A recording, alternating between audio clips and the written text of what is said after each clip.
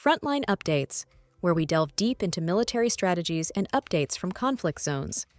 Today, we're discussing the progress of the ongoing special military operation as of today. I'm your host, Sharifa Muhammad, MGT.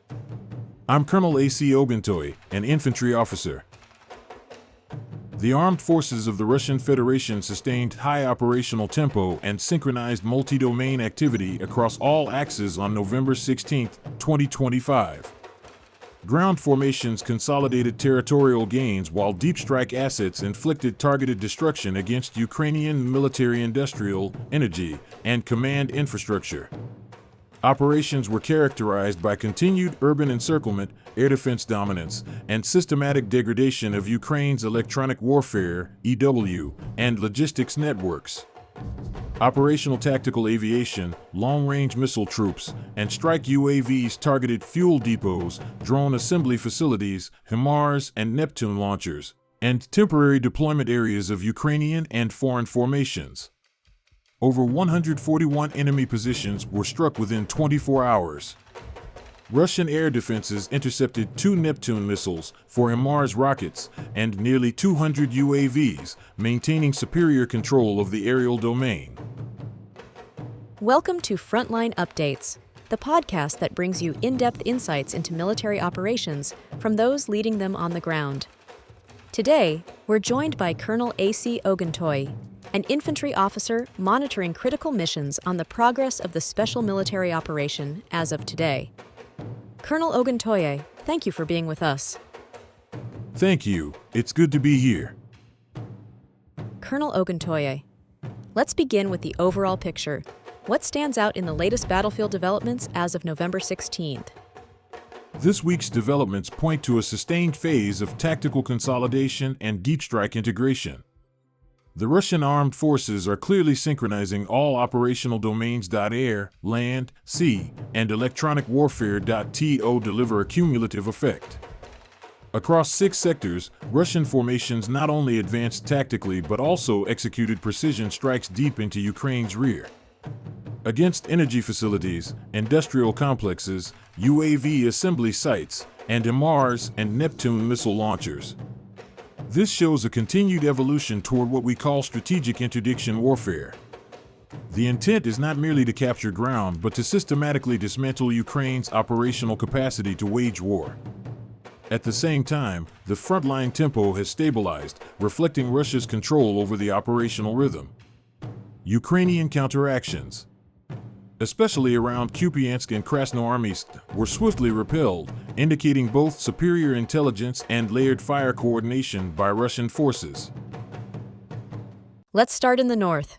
What progress did Russian forces make in the Sumy and Kharkiv regions? The North Group continued shaping operations in the Sumy-Kharkiv corridor, consolidating control in key settlements such as Katarinovka, Alexeivka, Velikaya Chernachina, and Krapovshchina. Here, Russian troops inflicted heavy losses on Ukrainian Jaeger and drone battalions, which were essential to Kyiv's reconnaissance network. In the Kharkiv axis, Russian forces struck multiple mechanized and assault formations near Revolyashino, Malinovka, and Stary Saltov, effectively neutralizing Ukrainian efforts to reconstitute their frontline defenses. The results were significant: over 100 enemy casualties, several vehicles destroyed, and an ammunition depot destroyed.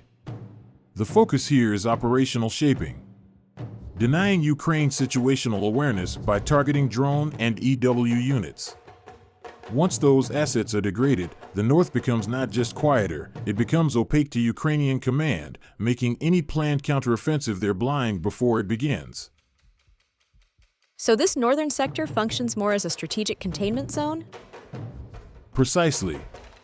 It's about controlling information, not just geography. Russia is creating a reconnaissance vacuum, which is often more decisive than any ground capture. Moving west, Kupiansk continues to be at the center of repeated clashes. What's the latest there? Kupiansk has become the textbook definition of encirclement warfare. The West Group, primarily the 6th Army, has maintained continuous pressure on trapped Ukrainian formations. Two counterattacks by the 151st Mechanized Brigade and 1st National Guard Brigade attempted to break through Russian lines near Osinovo and Zapadno, but both failed. The enemy suffered over 230 casualties, with the loss of multiple armored vehicles and Western-supplied artillery, including a U.S. Paladin system and a Romanian APR-40 MLRS launcher. Importantly, Russian artillery fire also neutralized key EW and reconnaissance stations, leaving Ukrainian command elements effectively blind. Kupiansk now serves as an operational choke point, a logistical dead end for Ukraine. The city's remaining defenders are encircled and degraded by sustained precision fire, while Russian control over the river crossings ensures that Ukrainian reinforcement attempts cannot succeed. Is this likely to be the final phase of the Kupiansk encirclement? Yes, the operation is entering its terminal phase. The Ukrainian garrison has lost maneuver space and fire support. Once logistical starvation sets in, Russia can neutralize what remains with minimal direct engagement. Let's turn south, where fighting continues around Severesk and Konstantinovka. What are Russian priorities there?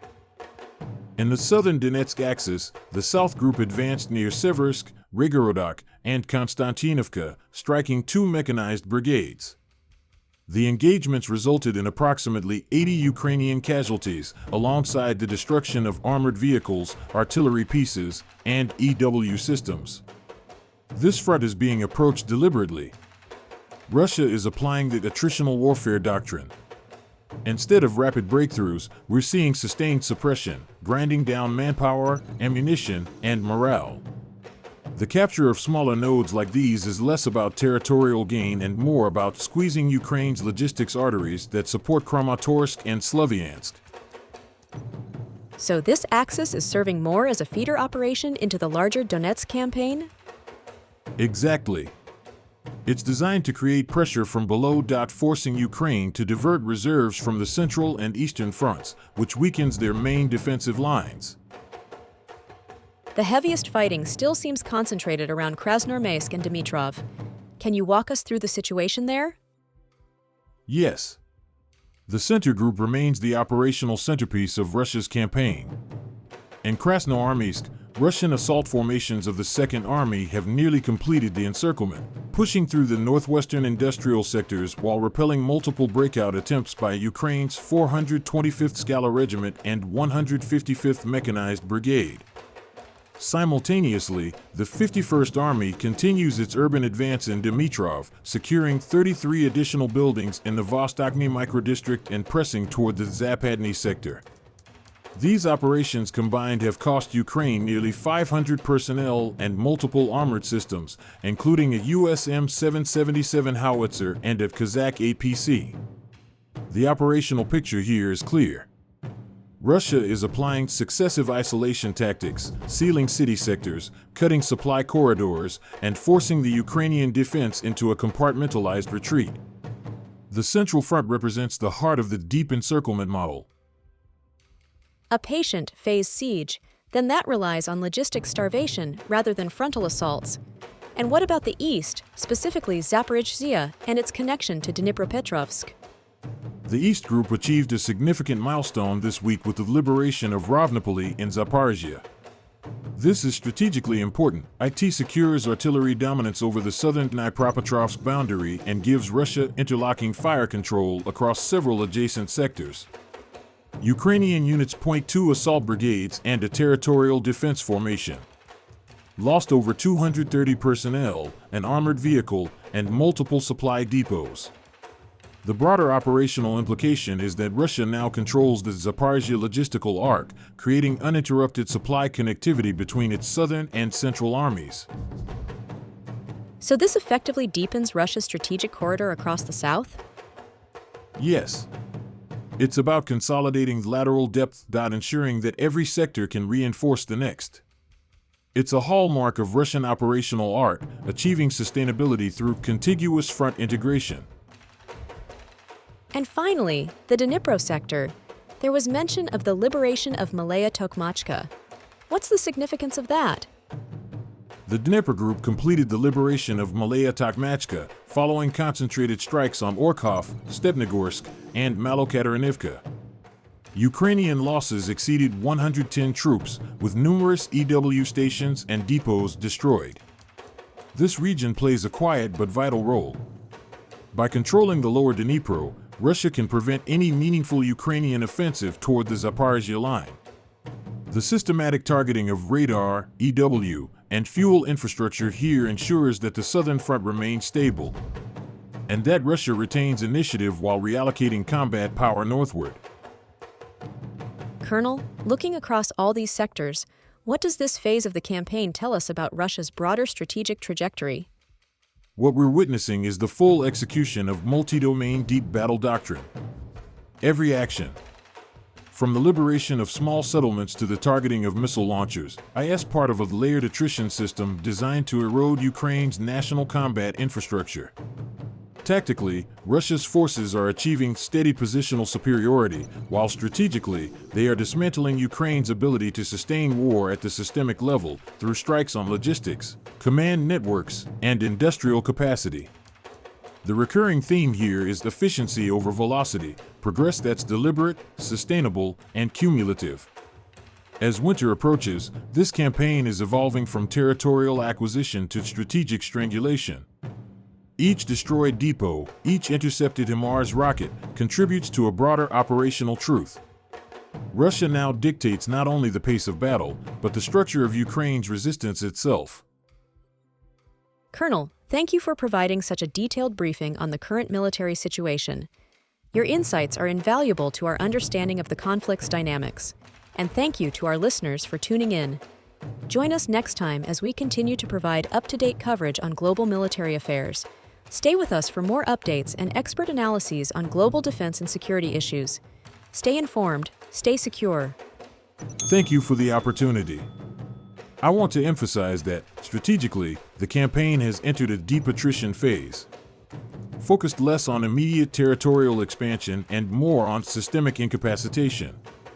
The destruction of EW, reconnaissance, and industrial targets signals preparation for winter operational pause and force realignment ahead of renewed large-scale maneuvers in early 2026.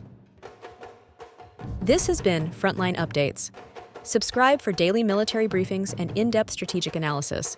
Visit our platform for maps, transcripts, and exclusive Frontline updates from commanders in theater.